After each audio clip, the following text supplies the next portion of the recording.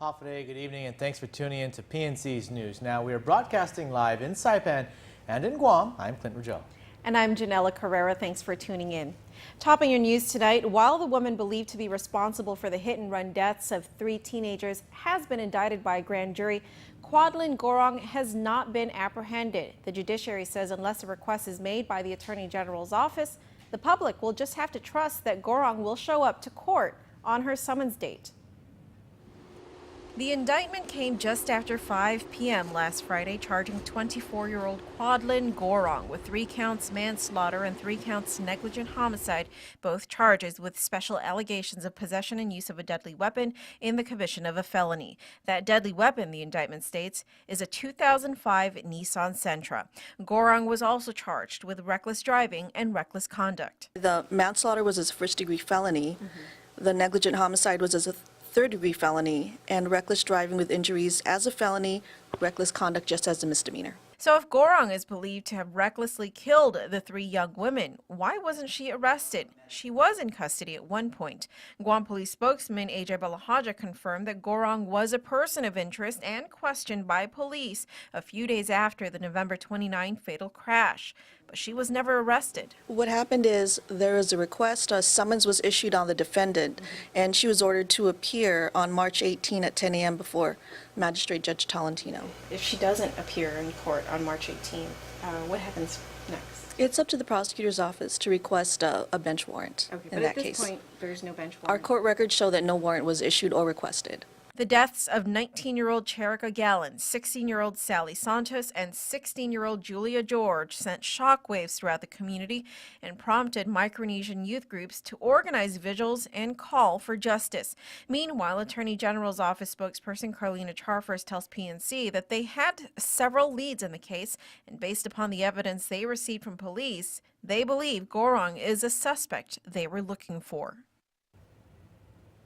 Also, Charfers was unable to respond to our inquiries as to why the prosecution opted for a summons instead of a warrant. It's still unclear whether the summons had actually been served, and Cepeda could not disclose those details as of news time.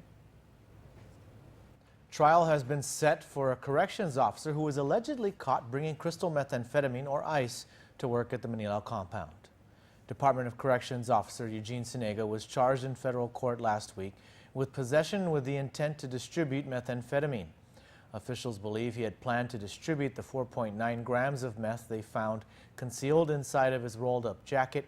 FBI Special Agent Joseph Strantz estimated that the 4.9 grams could be used for at least 49 dosages, and based on his experience, this amount is consistent with distribution and not for personal use. Sinega has pleaded not guilty. And if you have a child that's 4 years old, pre-kindergarten may now be an option for you. The Department of Education has decided to move forward on implementing a voluntary pre-K program. PNC's Rizal Ramones has more in this report. There's only a few months left until the end of the school year, but the Department of Education says they're ready to pilot a pre-K program by August for school year 2015-2016. DOE Superintendent John Fernandez says even if there was no final legislative action on the universal program, the department decided to move forward because of resources available. Fernandez says he believes a pre-K program will get children off to the right start and improve their chances at success. We're doing a lot of work right now around curriculum development, program development, resource development, and infrastructure. We recently identified 4 schools that currently have capacity right now to begin that, to take on the new pre-K classes. They include Finagazan, JQ San Miguel, LBJ, and Marshall Sablan elementary schools. Fernandez says he will continue to work with the planning committee for other requirements to make sure they're prepared for the coming school year. But the question is, are there enough teachers for the new pre-K program? And that's my concern. Would the university and GCC be able to produce the needed teachers with certification? Well, I certainly share that concern, and I think the issue on that is resolved by planning rather than guessing. That's a planning question that needs to be acted upon by the people who are responsible for implementing the program. Fernandez says he's looking at a one-year trial run for now. He's made some incremental improvements that data will be useful to our policymakers, and we can make decisions about what to invest and how to invest our public dollars in order to support the student success. Rosal Romanes, PNC News. The state funeral was held for former Speaker Franklin Kittigwa on Saturday. Kittigwa was a respected educator, administrator, senator, and eventually Speaker of the legislature. A state funeral was held for former Speaker Franklin Kittigwa. He was first elected to the 14th Guam legislature and served 7 consecutive terms, serving as Speaker in the 19th Guam legislature. Judge Alberto Lamarena, who served with Kittigwa in the 15th, 16th, 17th, 18th, and 19th Guam legislature, delivered the eulogy. When I was a freshman senator, Franklin would always tell me that the only thing a politician always had was his word and his commitment. Lamarena said Kittigwa had an innate and focused commitment to improve education on Guam. Franklin's commitment to improving education on the island was paramount and was above partisan politics. He was willing to oppose any governor or any elected official or any constituency or constituent, regardless of their political affiliation, if they advocated policies contrary to his belief. And I guess it must run in the family. Lamarena was gesturing towards Kittigwa's grandson, Senator Mike San Nicolas, as he said this. Our island is a better place because of the meaningful and long-lasting contributions of Franklin. Today, our people has lost a leader, the family has lost a brother, father, grandfather, and I lost a friend. May God grant eternal rest upon Franklin, and may he rest in peace. Amen. Kittigwa served for nearly 40 years in the government of Guam. Stories of resilience are part of the Chamorro experience. So in recognition of Chamorro Month, PNC visited one of our Manamku today to hear her memories of World War II. PNC's Betsy Brown joins us now with the story of Lucia MacDonald. Betsy, what can you tell us about Lucia? Well, Lucia MacDonald was only 14 years old when the Japanese invaded Guam, and at the age of 88 today, she remembers the war vividly. She's one of the Manamco who told her story to the Guam War Survivors Memorial Foundation for the Real Faces book. And today she sat down with me to talk about how her faith carried her through the war. I don't know how many planes, but one of the patients there said, hey, don't you know that that's not our plane?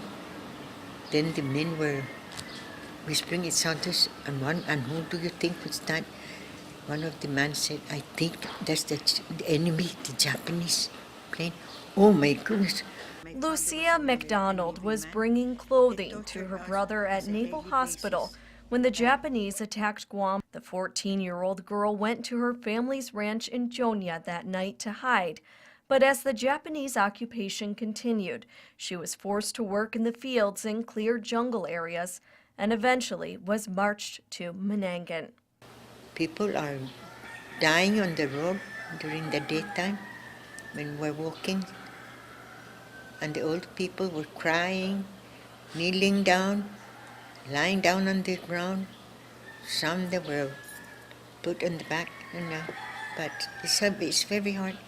But a lot happened before the march to Manangan as the children of an American Navy man, Lucia and her siblings were tortured on a daily basis by the Japanese soldiers, and she came close to death. They happened that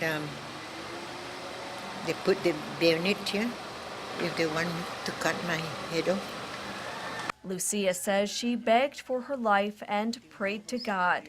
And that's why she believes she was able to make it through the war, which she knew had come to an end the day she saw the Marines. Oh, there's a big Marines, and they were all red.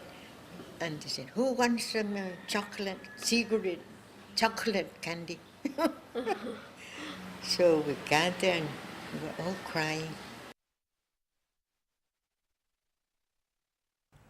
Lucia's story is in the Guam War Survivors Memorial Foundation's book, Real Faces. That book is available for $70 at the Frank Blas and Associates office in Barrigada, and they are coming out with a second book that will include more stories from Lucia and other World War II survivors on Guam. The second book is expected to come out later this year and will include stories about how Chamorro families helped each other to survive the war.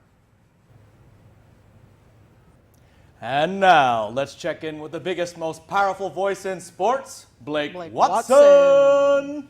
Sports. Sports, not that far away. Unfortunately, I've been a little bit under the weather and lost my voice a bit, but not to worry. I'm resting it now. I've been drinking hot tea and eating cough drops to get back to 100%. So I can tell you about the Southern GW basketball game from the weekend. Yes, that and more in sports very soon.